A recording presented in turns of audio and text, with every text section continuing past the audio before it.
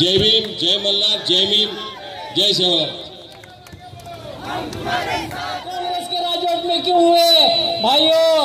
अगर मोदी भी आता है और गांधी भी आता है तो हमको सबके राज में हमको डंडे ही खाने हैं, पत्थर ही खाने हैं, गरीबी ही झेलनी है। तो इन सबको हटाओ। एक बार जो संविधान दिया है बाबा साहब ने, उनके पोते के साथ 2 कदम चलो मेरे भाइयों। जिस संविधान ने हमको सम्मान दिया है वो इस संविधान हमारी रक्षा भी करेगा, हमको अच्छी जिंदगी जीने का तरीका भी सिखाएगा।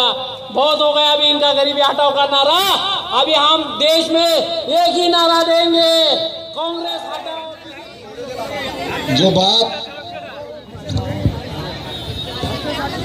जो बात अमित शाह ने कही वो मैं समझता हूं कि हम लोग ने गंभीरता से लेना चाहिए। बीजेपी के प्रेसिडेंट है, वो ये कह रहे कि हम लोग दोबारा सरकार बनाएंगे।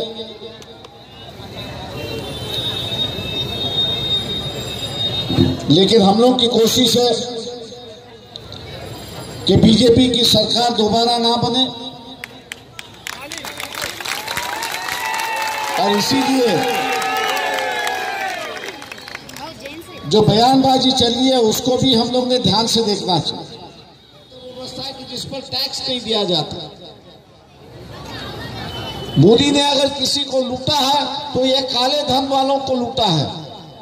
और आज काले धन वालों को लूटने के बाद वो ये कह रहे कि 1 वोट हम लोग 4000 में खरीदेंगे। 4000 खरीदने के लिए पैसा आया कहां से? ये जो नोटों की तब्दीली हुई, काला धन जो था वो बैंक में जा नहीं सकता था।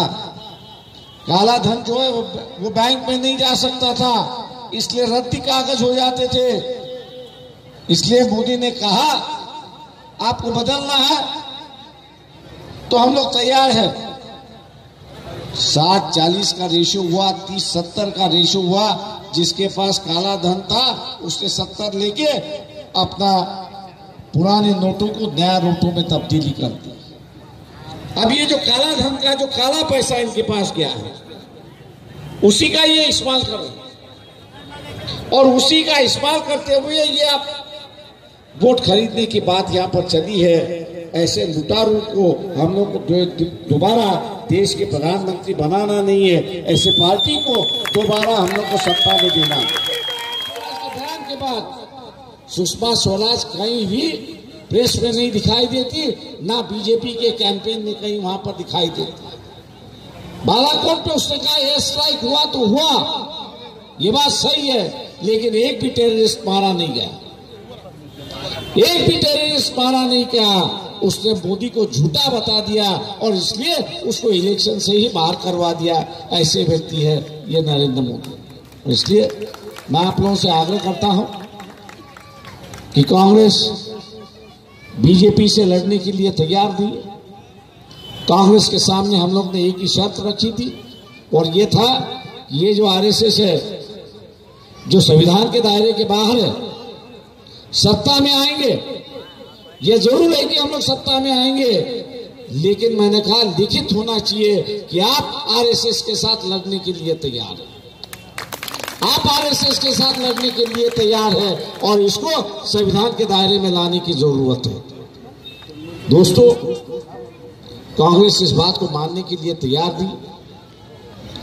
मैं जानता हूं उसकी वजह, मैं उनको दोष नहीं दे रहा हूं, ना उनसे गिलवा और शिकवा कर रहा हूं। उसकी वजह यह है कि कांग्रेस मोदी बीजेपी जो है उनको ब्लैकमेल कर रही है, और इसलिए वो किसी के साथ देश भर में समझौता नहीं कर रहे, अकेले वहां पर लड़ रहे हैं। अपनी ताकत ना होने की वजह से भी वो लड़ रहे, ऐसी एक परिस्थिति है। आज महाराष्ट्र की 48 के 48 सीटें हम लोग लड़ रहे हैं। 48 सीटों की परिस्थिति हम लोग की अच्छी है। कई जगहों पे जो है वो बीजेपी को हराने की स्थिति में हम लोग ले आए हैं। ये बंबई की 6 सीटें हैं, ये बंबई की 6 सीटें हैं। 2 सीट नासिक में है, 1 सीट मालेगांव धुलिया में है, और 1 सीट रायगढ़ की है और मावल की है। अगर यहाँ हम लोग ने अच्छे प्रदर्शन किया तो मैं मान के चलता हूं कि सरकार की 30 सीटें कम हो जाएगी। ऐसी एक परिस्थिति, इनको रोकना है तो हर सीट एक महत्वपूर्ण है, ऐसा मैं मान के चलता हूं। इनको रोकना है तो हर सीट एक महत्वपूर्ण है, और इसलिए इस सीट पर डॉक्टर भोसले को वंचित बहुजन आघाड़ी ने उम्मीदवारी दी है।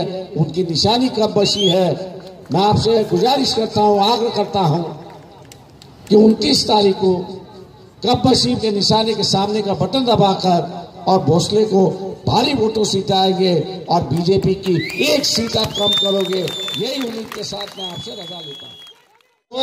वो बैंक में नहीं जा सकता था, इसलिए रद्दी कागज हो जाते थे। इसलिए मोदी ने कहा आपको बदलना है तो हम लोग तैयार हैं। 60-40 का रेशियो हुआ, 30-70 का रेशियो हुआ। जिसके पास काला धन था उसने 70 लेके अपना पुराने नोटों को नया नोटों में तब्दीली कर दी।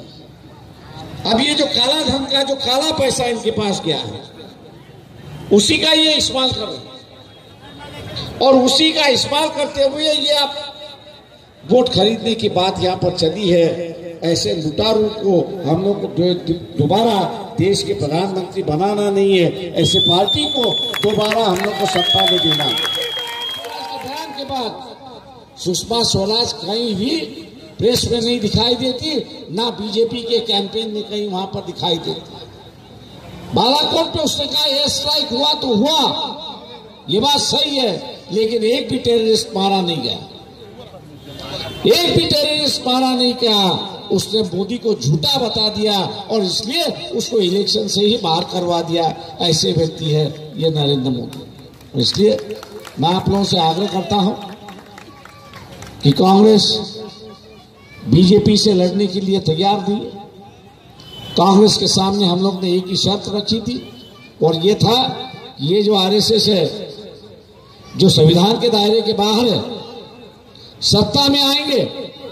ये जरूर है कि हम लोग सत्ता में आएंगे, लेकिन मैंने कहा लिखित होना चाहिए कि आप आरएसएस के साथ लड़ने के लिए तैयार हैं।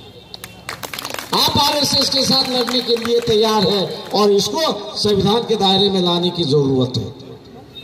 दोस्तों, कांग्रेस इस बात को मानने के लिए तैयार थी।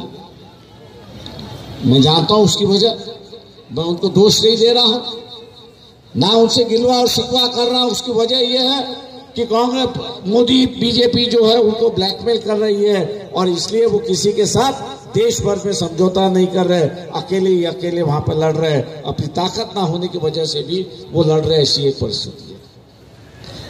आज महाराष्ट्र की 48 के 28 सीटें 48 सीटें हम लोग लड़ रहे हैं। 48 सीटों की परिस्थिति हम लोग की अच्छी है। कई जगहों पे जो है वो बीजेपी को हराने की स्थिति में हम लोग ले आए हैं। ये बंबई की 6 सीटें हैं, ये बंबई की 6 सीटें हैं। 2 सीट नासिक में है, 1 सीट मालेगांव धुलिया में है, और 1 सीट रायगढ़ की है, और 1 सीट रायगढ़ की है और मावल की है। अगर यहाँ हम लोग ने अच्छे प्रदर्शन किया तो मैं मान के चलता हूं कि सरकार की 30 सीटें कम हो जाएगी। ऐसी एक परिस्थिति, इनको रोकना है तो हर सीट एक महत्वपूर्ण है, ऐसा मैं मान के चलता हूं। इनको रोकना है तो हर सीट एक महत्वपूर्ण है, और इसलिए इस सीट पर डॉक्टर भोसले को वंचित बहुजन आघाड़ी ने उम्मीदवारी दी है। उनकी निशानी कब बची है, मैं आपसे गुजारिश करता हूं, आग्रह करता हूं कि 29 तारीख को कब बशी के निशाने के सामने का बटन दबाकर और भोसले को भारी वोटों से जिताएंगे और बीजेपी की एक सीट आप कम करोगे, यही उम्मीद के साथ मैं आपसे रजा लेता हूं।